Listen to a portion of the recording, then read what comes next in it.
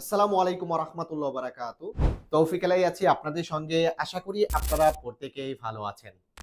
ভাই আমার ইকামার মেয়াদ নেই। এখন কি আমি কফিলের অনুমতি ছাড়া কাফালা হতে পারবো? এই প্রশ্নটা বর্তমান সময়ে ডোমেস্টিক প্রবাসীরা কিন্তু বলে থাকে। ডোমেস্টিক প্রবাসী কারা? যারা আমেন মঞ্জিল, সাওয়াক্কাস, তাব্বাক মঞ্জিল বা খাদ্দামা পেশা অথবা যারা মাজরা পেশাতে আছে, যারা কফিলের নামের উপরে আসে, অর্থাৎ কফিলের ঘরের কাজের ভিসায় যারা আসে ডোমেস্টিক হিসেবে, তারাই হচ্ছে ডোমেস্টিক প্রবাসী। এখন এই ডোমেস্টিক প্রবাসী এবং জেনারেল প্রবাসী এরা কিন্তু পুরোটাই দুই রকম, পুরোটাই ভিন্ন রকম ভাবে কিন্তু সৌদি আরবে পরিচালনা করা হয়। যারা জেনারেল প্রবাসী তারা যেমন জাওয়াজাত এবং মক্তবাল আমেলের আওতাধীন থাকে, কিন্তু যারা ডোমেস্টিক প্রবাসী তারা শুধুমাত্র কিন্তু জাওয়াজাতের আওতাধীন থাকে। এখন যারা ডোমেস্টিক প্রবাসী তাদের কাফালার সিস্টেমটাও আলাদা, আর যারা জেনারেল প্রবাসী তাদেরও কিন্তু কাফালার সিস্টেমটা আলাদা। এখন কথা হচ্ছে, যারা ডোমেস্টিক প্রবাসী তারা কি কফিলের অনুমতি ছাড়া কাফালা হতে পারবে কিনা যদি তার ইকামা এক্সপায়ার হয়ে যায়? এই বিষয়টা জানতে হলে সম্পূর্ণ ভিডিওটি দেখতে হবে। আজকের ভিডিওতে আপনাদেরকে সুন্দরভাবে এই জিনিসটা বোঝানোর চেষ্টা করব, এতে কিন্তু যার তার কাছে আপনি টাকা পয়সা দিয়ে প্রতারণার শিকার হবেন না। তাই অবশ্যই যারা ফেসবুক পেজ থেকে ভিডিওটি দেখতেছেন আমার পেজটিকে ফলো করে রাখবেন, এবং যারা আমার ইউটিউব চ্যানেলটি এখনো সাবস্ক্রাইব করেননি অবশ্যই সাবস্ক্রাইব করে সঙ্গে থাকবেন। তো দেখেন, আগেই বলেছি যে যারা ডোমেস্টিক প্রবাসী এবং যারা জেনারেল প্রবাসী এরা কিন্তু দুই রকমের, যেটাকে আমরা আমেল আইডি বলে থাকি, এরা এক সিস্টেম। এবং যারা ডোমেস্টিক অর্থাৎ যারা ঘরের কাজের বিষয় এসেছে তারা কিন্তু আর এক সিস্টেম। এখন যারা ডোমেস্টিক প্রবাসী তাদের যদি ইকামার মেয়াদ থাকে, এরপরও কফিলের অনুমতি নিয়ে কাফালা হতে হবে। যদি ইকামার মেয়াদ না থাকে তারপরও কিন্তু কফিলের অনুমতি নিয়েই কাফালা হতে হবে। কফিলের অনুমতি ছাড়া কিন্তু ডোমেস্টিক প্রবাসীরা কোনোভাবেই কোনো কিছু করতে পারবে না।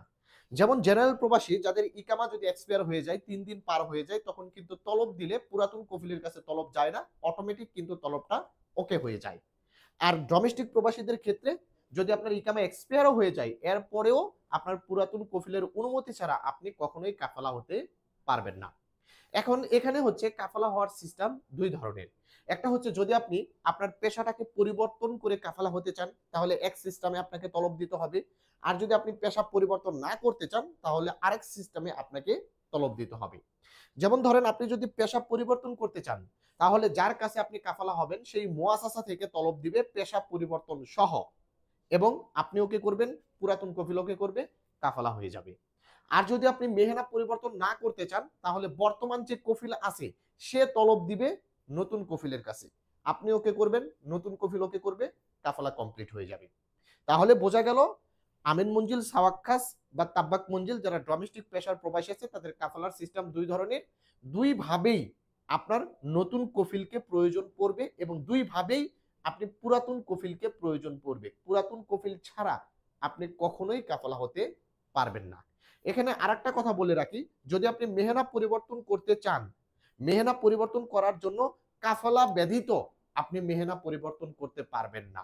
যদি আপনি সেম কফিলের আন্ডারে থাকতে চান, এরপরেও ওই কফিলের কোনো একটা মুআসাসা থেকে আপনাকে তলব দিতে হবে, কাফালার টাকা পরিশোধ করতে হবে, মেহনা পরিবর্তনের টাকা পরিশোধ করতে হবে, এরপর আপনার মেহনাটাকে পরিবর্তন করতে পারবেন। অর্থাৎ আপনি যেখানেই যান না কেন আপনার মেহনা পরিবর্তন করতে চাইলে কাফালা আপনাকে হতেই হবে। যে কফিলের আন্ডারে আছেন ওই কফিলের আন্ডারে থেকে, কফিলের নামের উপরে থেকে আপনি মেহনা পরিবর্তন করতে পারবেন না, অবশ্যই আপনাকে কাফালা হতে হবে। আশা করি বন্ধুরা বুঝতে পেরেছেন, ভিডিওটি খুবই ইনফরমেটিভ, তাই অবশ্যই ভিডিওটিকে শেয়ার করে দিবেন। কারণ অনেক প্রবাসী ভাই এই ডোমেস্টিক পেশাতে এসে অনেক জনের কাছে টাকা পয়সা দিয়ে প্রতারণার শিকার হচ্ছে, কারণ তারা মনে করতেছে যে আমার ইকামার মেয়াদ নেই, আমি চাইলেই কফিলের অনুমতি ছাড়া কাফালা হতে পারবো। কিন্তু ভাই এটা কখনোই সম্ভব না। আশা করি বুঝতে পেরেছেন, তো অবশ্যই ভিডিওটিকে শেয়ার করে দিবেন। আমার ফেসবুক পেজ থেকে যারা ভিডিওটি দেখতেছেন অবশ্যই পেজটিকে ফলো করে রাখবেন, এবং আমার ইউটিউব চ্যানেলটি এখনো যারা সাবস্ক্রাইব করেননি অবশ্যই সাবস্ক্রাইব করে সঙ্গে থাকবেন। ভালো থাকবেন, সুস্থ থাকবেন। আসসালামু আলাইকুম।